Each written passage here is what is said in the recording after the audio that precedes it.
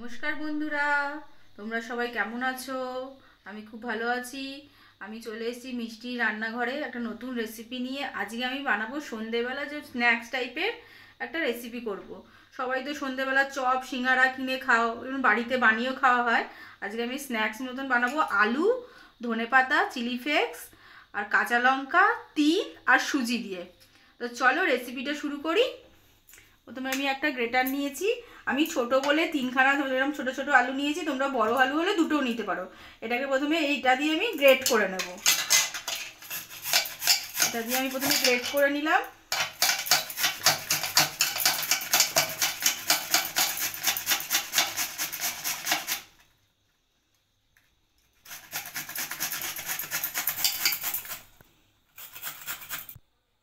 আলুটা গ্রেট করা হয়ে গেছে। আলুটাকে আমি ভালো করে ধুয়ে নিতে হবে, কেন আলুতে যেমন সাদা সাদা একটা নোংরা থাকে। ভালো করে প্রথমে আমি জলে এটাকে এরমভাবে ভিজিয়ে রেখে দেবো কিছুক্ষণ। এবার চলো আমি গ্যাসটা জ্বালিয়ে দিই। গ্যাসে কড়াইটা বসিয়ে দিয়েছি, এবার তেল দিয়েছি। এবার তেলটা হালকা আমার গরমও হয়েছে। আমি প্রথমে তেলেতে দিয়ে দেবো কাঁচা লঙ্কা কুচি। কাঁচা লঙ্কা কুচি তেলেতে দিয়ে দিলাম। দিয়ে আমি দিয়ে দেবো সামান্য এর মধ্যে হলুদ। সামান্য হলুদ দেবো। এর মধ্যে আমি দিয়ে দেবো নুন। এর মধ্যে দিয়ে দেবো রেড চিলি পাউডার। দিয়ে এটা একটুখানি এরকম নেড়ে এর মধ্যে আমি দিয়ে দিলাম তিলটা। তিলটা দিতেই হবে, তিলটা না দিলে টেস্ট আসবে না। তিলটাতে খুব সুন্দর ফ্লেভার আসবে স্ন্যাক্সটার। এবার তিলটা দিয়ে আমি সামান্য একটুখানি নাড়বো।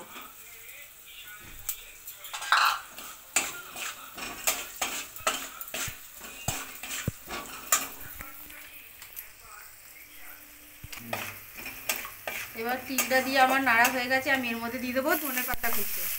সামান্য ধনেপাতা দিয়ে দিলাম। দিয়ে তিলের সাথে আমাকে ভালো করে নেড়ে নিতে হবে।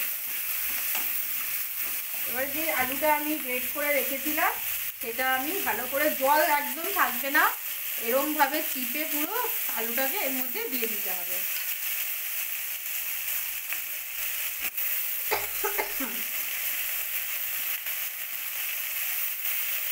আমি আলুটাকে দিয়ে দিলাম। দিয়ে এটার সঙ্গে মিশিয়ে নিতে হবে তিলের সাথে আলুটাকে ভালো করে।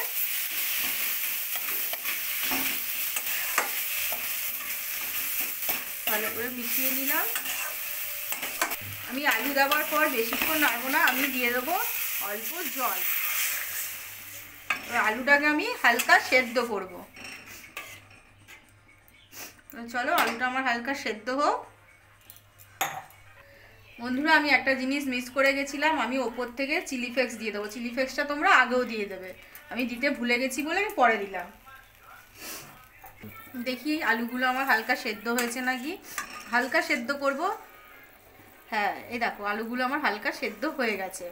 এবার এখানে আমি যে 1 কাপ সুজি নিয়েছিলাম, এই যে সুজিটা আস্তে আস্তে আমি এর মধ্যে অ্যাড করব।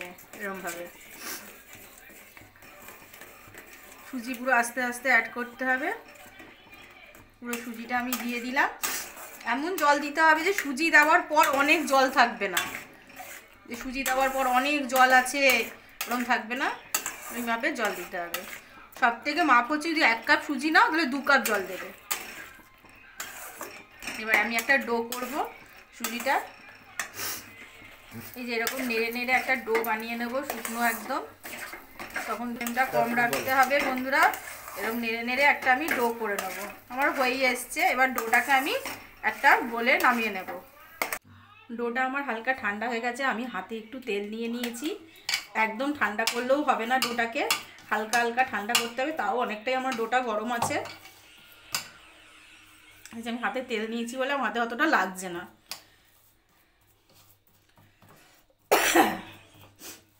চলো আমি একটা একটা করে বানিয়ে নিই, কেমন শেপ দেবো তোমাদেরকে দেখাবো। এরকমভাবে একটা ডো নিলাম।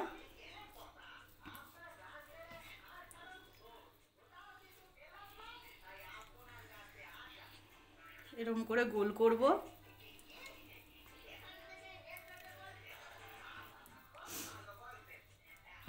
ভালো করে আস্তে আস্তে ধরে ধরে করতে হবে।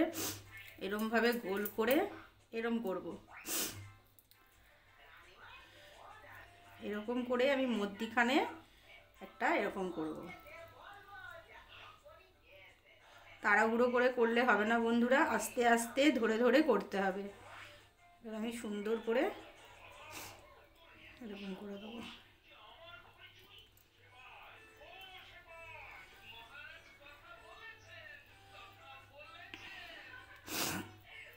ওই দেখো এরকম শেপ হবে, কি সুন্দর দেখতে লাগছে না? চলো এরকমভাবে আমি প্রতিটা বানিয়ে নিই।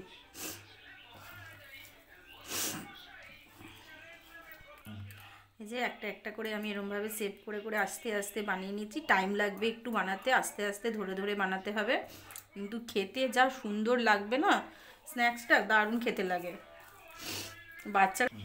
এইভাবে আমার প্রতি কটা বানানো হয়ে গেছে, দেখো কত সুন্দর হয়েছে। দেখো চলো এগুলো আমি একটু ফ্রাই করব।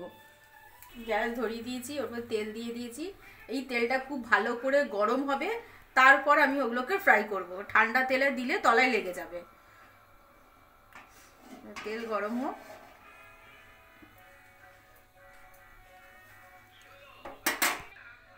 আমার তেল গরম হয়ে গেছে বন্ধুরা, এবার আমি আস্তে আস্তে এগুলোকে তেলেতে দিয়ে দেবো। খুব আস্তে আস্তে ফ্রাই করতে হবে, সাবধানে তোমরা দেবে যেন তেল তেল হাতে না লাগে।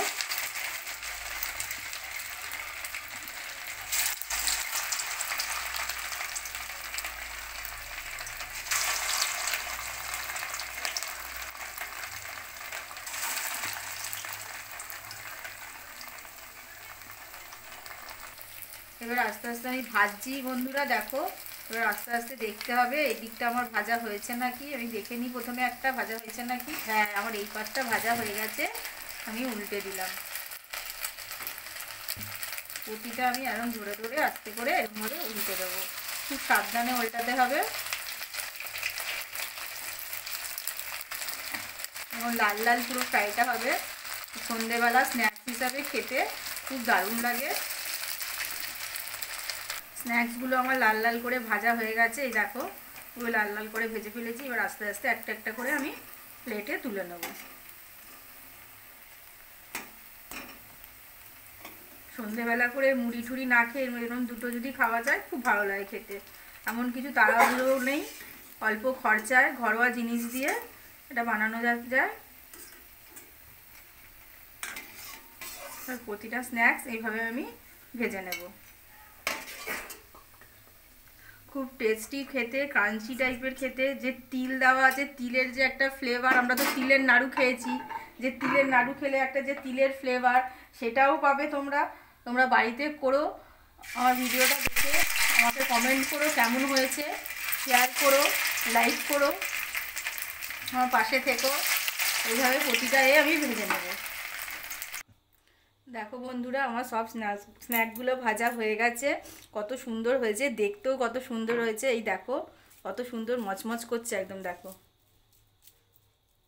দেখো ভাঙছি, গরম আছে। দেখো কত সুন্দর হয়েছে স্ন্যাক্সগুলো। আমি একটা খেলাম, দারুণ হয়েছে। তিলের ফ্লেভার, ধনেপাতার ফ্লেভারে দারুণ খেতে লাগছে। তোমরা বাড়িতে বানিয়ে আমাকে কমেন্ট করো কেমন হয়েছে, শেয়ার করো আমার ভিডিওটা, লাইক করো। সবাই ভালো থেকো, সুস্থ থেকো। আজকের জন্য টাটা।